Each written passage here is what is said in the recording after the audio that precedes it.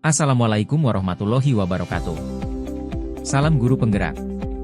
Saya Asrul Sanjaya, calon guru penggerak angkatan 11 dari Kabupaten Sukabumi.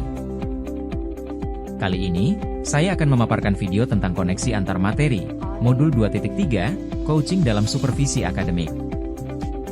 Tujuan pembelajaran khusus dalam modul ini adalah, calon guru penggerak, menyimpulkan dan menjelaskan keterkaitan materi, yang diperoleh dan membuat refleksi, berdasarkan pemahaman yang dibangun selama modul 2, dalam berbagai media. Yang pertama, pemikiran reflektif, terkait pengalaman belajar.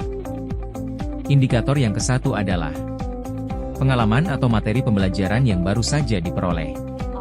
Dalam modul 2.3 ini, saya mempelajari tentang supervisi akademik, yang bertujuan untuk pengembangan kompetensi diri, dalam setiap pendidik di sekolah. Pendekatan yang digunakan adalah, coaching yang memiliki 3 prinsip yaitu, kemitraan, proses kreatif, dan memaksimalkan potensi. Kompetensi inti coaching yang harus dimiliki diantaranya, kehadiran penuh atau present, mendengarkan dengan aktif, dan menunjukkan pertanyaan berbobot. Percakapan berbasis coaching menggunakan alur Tirta yaitu, tujuan, identitas, rencana aksi, dan tanggung jawab. Terdapat 3 tahapan dalam supervisi akademik yaitu, pra-observasi atau perencanaan, observasi atau pelaksanaan, dan pasca observasi atau tindak lanjut. Poin indikator yang kedua adalah, emosi-emosi yang dirasakan terkait pengalaman belajar. Perasaan cemas. Sebelum mengetahui isi materi dalam modul ini, saya sedikit cemas, karena khawatir tidak mampu dalam memahami dan mengaplikasikannya. Perasaan tertarik. Setelah mempelajari dalam eksplorasi konsep, saya mulai tertarik dalam mendalami isi dari modul ini. Perasaan gembira. Saya merasa gembira saat mampu melakukan praktik coaching bersama rekan calon guru penggerak dalam ruang kolaborasi dan demonstrasi kontekstual. Perasaan optimis. Saya merasa optimis untuk mampu mengaplikasikannya di sekolah tempat saya mengajar. Poin indikator yang ketiga adalah, apa yang sudah baik, berkaitan dengan keterlibatan diri dalam proses belajar. Saya mampu berkolaborasi dengan rekan sesama calon guru penggerak saat mempraktikkan proses coaching, menggunakan alur Tirta, dan sesuai dengan prinsip coaching, dalam ruang kolaborasi dan demonstrasi kontekstual, baik berperan sebagai coach, coachee maupun sebagai pengamat atau observer. Poin indikator yang keempat adalah, apa yang perlu diperbaiki terkait dengan keterlibatan diri dalam proses belajar.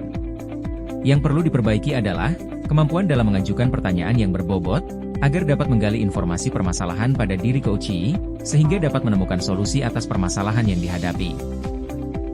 Poin indikator yang kelima adalah, keterkaitan terhadap kompetensi dan kematangan diri pribadi.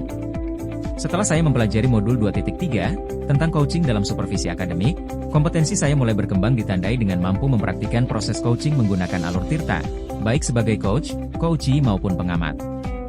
Saat saya mempraktikkan proses coaching, saya harus mampu mengendalikan diri dari asumsi-asumsi pribadi, dan rasa emosi, sehingga muncul kematangan berpikir, dan bertindak agar sesuai dengan prinsip coaching yaitu kemitraan, proses kreatif dan memaksimalkan potensi. Yang kedua, analisis untuk implementasi dalam konteks calon guru penggerak.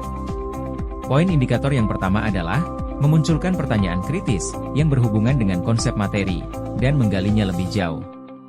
Bagaimana agar prinsip coaching dapat diterapkan dalam kegiatan supervisi di sekolah? Prinsip coaching dapat diterapkan jika kepala sekolah memiliki pengetahuan tentang coaching dalam supervisi akademik dan mau mengaplikasikannya. Kegiatan supervisi jangan hanya bertujuan sebagai bagian penilaian guru saja, namun supervisi harus dijadikan sebagai cara untuk meningkatkan kompetensi akademik guru, sehingga tidak hanya melakukan observasi kelas saja, tapi harus ada percakapan pra-observasi dan pasca observasi. Dalam percakapan pra-observasi, kepala sekolah harus mendiskusikan perencanaan yang akan dilakukan oleh guru, sedangkan saat pasca observasi, kepala sekolah memberikan umpan balik atau tindak lanjut terkait pelaksanaan observasi kelas yang dilakukan guru. Poin indikator yang kedua adalah, mengolah materi yang dipelajari, dengan pemikiran pribadi sehingga tergali wawasan atau insight baru. Coaching dalam supervisi akademik, dapat berpengaruh dalam terwujudnya pemimpin pembelajaran yang berpihak pada murid. Pembelajaran yang berpihak pada murid adalah hal yang sangat penting untuk diterapkan dalam lingkungan sekolah. Agar dapat terwujud pembelajaran yang berpihak pada murid, maka guru harus memiliki kompetensi menjadi pemimpin pembelajaran. Menjadi pemimpin pembelajaran, harus memahami perkembangan murid secara menyeluruh, tidak hanya aspek kognitif saja, namun juga harus memahami karakter dan sosial emosional murid. Dengan demikian, tujuan coaching dalam supervisi akademik untuk mengembangkan kompetensi guru, agar dapat meningkatkan kinerja dan terwujudnya pembelajaran yang berpihak pada murid. Poin indikator yang ketiga adalah menganalisis tantangan yang sesuai dengan konteks asal calon guru penggerak, baik tingkat sekolah maupun daerah. Tantangan terberat adalah menyeragamkan pemahaman tentang coaching dalam supervisi akademik kepada komunitas sekolah. Kemudian supervisi akademik hanya dijadikan sebagai penilaian rutin kepala sekolah kepada guru saja, seharusnya dapat dijadikan sebagai pedoman untuk meningkatkan kompetensi guru. Poin indikator yang keempat adalah memunculkan alternatif solusi terhadap tantangan yang diidentifikasi. Kesatu, alternatif solusi yang dapat dilakukan adalah melakukan sosialisasi kepada seluruh komunitas sekolah saat kegiatan rapat guru, agar terjadi penyeragaman persepsi tentang makna supervisi akademik. Kedua, solusi selanjutnya adalah dengan memberikan contoh praktik coaching dalam supervisi akademik, melalui berbagai media informasi digital yang dapat diakses oleh seluruh komunitas sekolah. Ketiga, membuat keterhubungan. Poin indikator yang pertama adalah pengalaman masa lalu. Saya pernah disupervisi oleh kepala sekolah dan pengawas sekolah, namun kegiatan supervisi tersebut hanyalah sebatas menjalankan kewajiban saja, tanpa adanya kegiatan pra-observasi dan pasca-observasi, sehingga hanya sebatas pemberian nilai guru saja. Poin indikator yang kedua, penerapan di masa mendatang. Kedepan, kegiatan supervisi ini harus dijadikan salah satu bagian dalam peningkatan kompetensi guru dalam bidang akademik, dengan menggunakan prinsip coaching yaitu kemitraan, proses kreatif dan memaksimalkan potensi. Poin indikator yang ketiga adalah konsep atau praktik baik yang dilakukan dari modul lain yang telah dipelajari. Pada modul 2.1, dalam pembelajaran berdiferensiasi, murid dikelompokkan berdasarkan kebutuhan belajarnya agar dapat memaksimalkan potensi yang dimiliki. Begitu pula dengan praktik coaching, yang harus memaksimalkan potensi coachee, agar dapat menemukan sendiri solusi atas permasalahan yang dihadapi.